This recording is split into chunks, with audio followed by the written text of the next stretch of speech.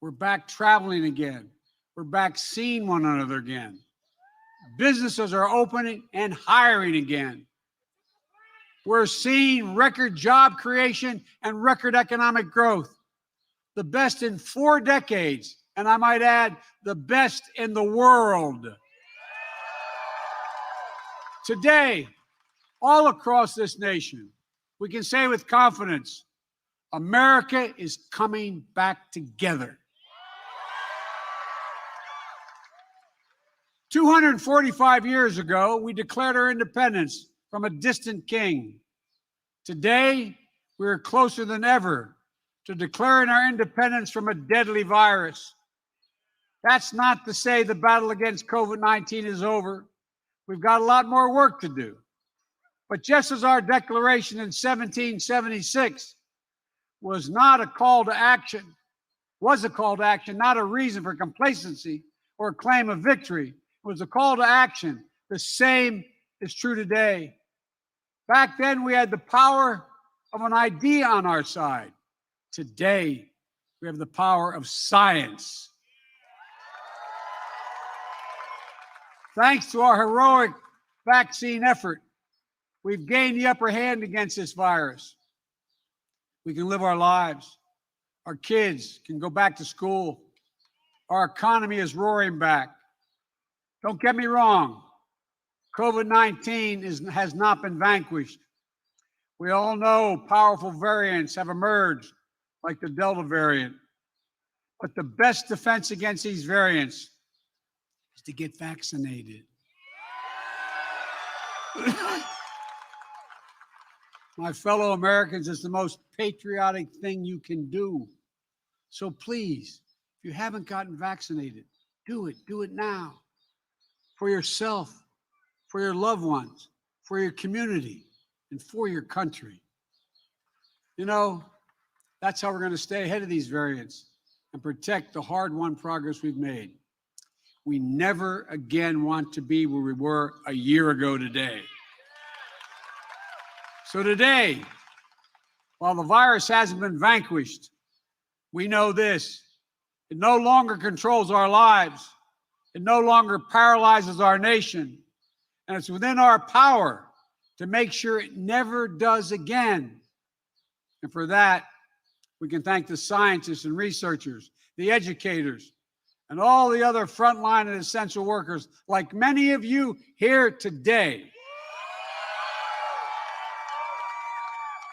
who became the light to see us through the darkness. I hope you know that you, the American people, have been part of one of the most remarkable achievements in American history.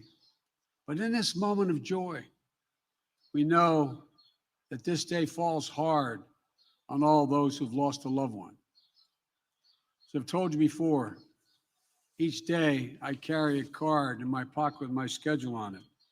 And the back of that schedule, on that card, I have the number of Americans who've lost their lives to COVID, the precise number. As of tonight, that number is 603,018 people have lost their lives. There are husbands and wives, mothers and fathers, sons and daughters, brothers and sisters, grandparents, friends, neighbors, co-workers. And we also remember all those who lost this year, that we lost and families lost to other causes of death and cruel twists of fate. They too left behind loved ones, unable to grieve or mourn or find closure. Each of them meant the world to someone they left behind. And those of you who've been through all this know that to heal, you have to remember. We have to remember them. And we will. We'll commit to always remember them. That's what we'll do. I've long said that America is unique. Unlike every other nation on earth, we were founded based on an idea. We hold these truths to be self-evident, that all people are created equal, endowed by their Creator with certain unalienable rights, among them life, liberty, and the pursuit of happiness. And while we've never fully lived up to those words, we have never given up on them. They continue to animate us, and they remind us what at our best we as Americans believe. We Americans, we believe in honesty and decency, in treating everyone with dignity and respect, giving everyone a fair shot, demonizing no one, giving hate no safe harbor, and leaving no one behind. We lead by the power of our example, not the example of our power. And we're part of something so much bigger than ourselves. We stand as a beacon to the world. It's a code.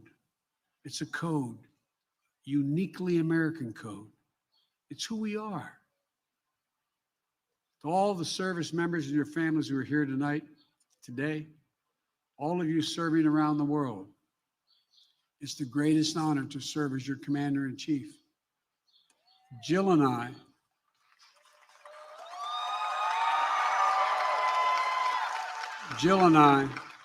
and our entire family, thank you for your service and sacrifice.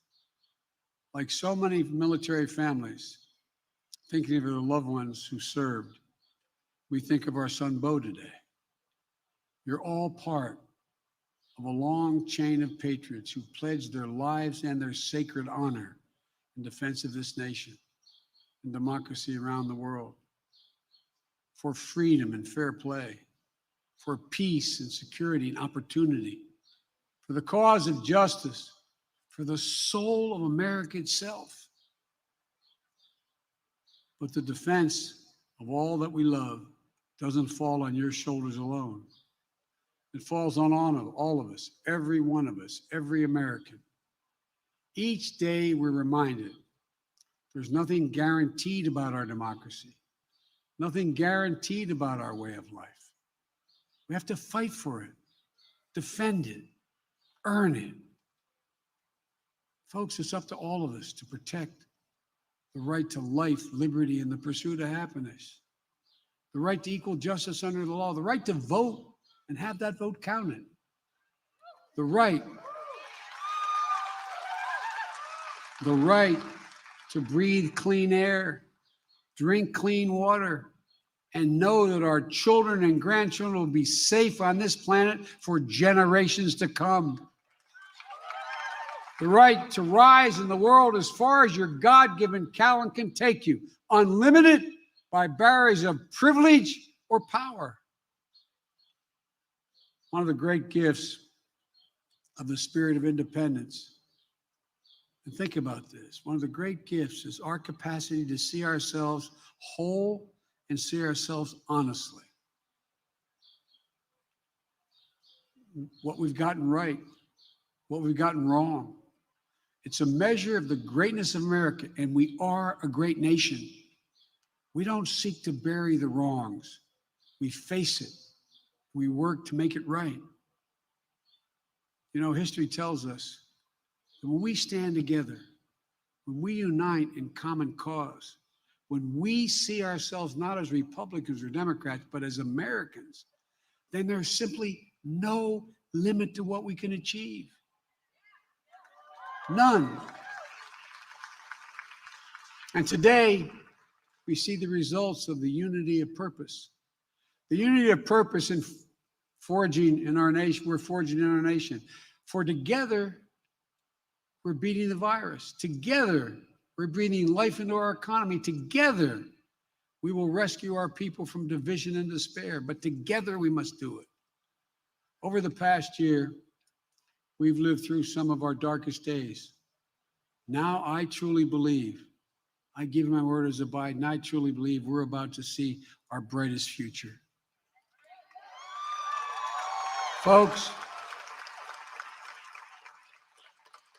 this is a special nation, a great nation. And there is a timeless truth about America, the most powerful idea in the history of the world, in the hearts of the people of this country. It beats in all our hearts. no matter your race or ethnicity, no matter your gender identity or sexual orientation, no matter your disability, no matter your faith. It beats in the hearts of rich and poor alike. It unites America. Whether your ancestors were native to this land or brought here forcibly and enslaved, whether you were immigrants from generations back like my family that came from Ireland, or you're coming here today looking to build a better life for your family, like our fellow Americans I just swore in the White House 2 days ago.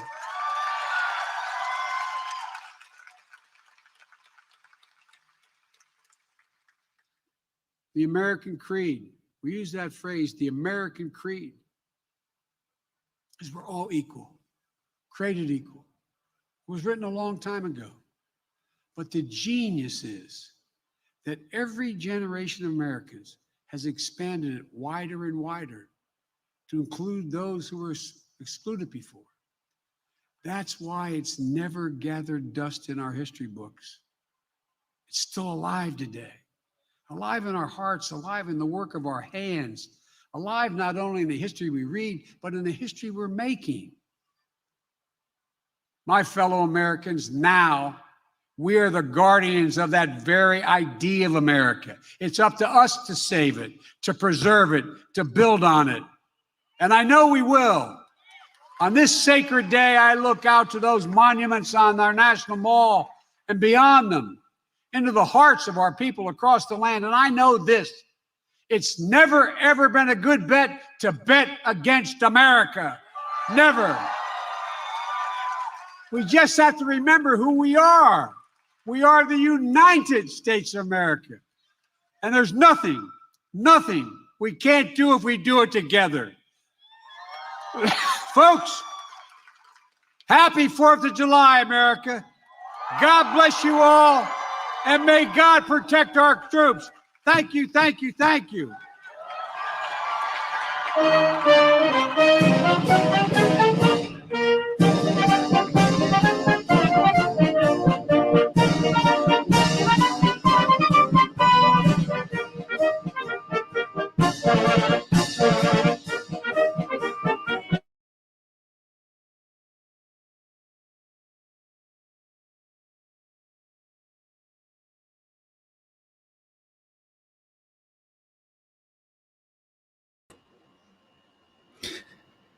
Happy 4th, everyone. We had a late start on the stream, so if you were tuning in on Facebook or YouTube, the first minute or two was missed. Twitch had a very late start, so apologies, Twitch. We will be on tomorrow morning for the Benjamin Dixon Show on the clock and Like It or Not. So if you will be up at that time, early morning on Monday, we will be streaming 8 o'clock a.m. Eastern Time, 5 a.m. Pacific, 7 a.m. Central. Hope to see you all there. Have a great 4th of July. Happy 4th, and see you Monday.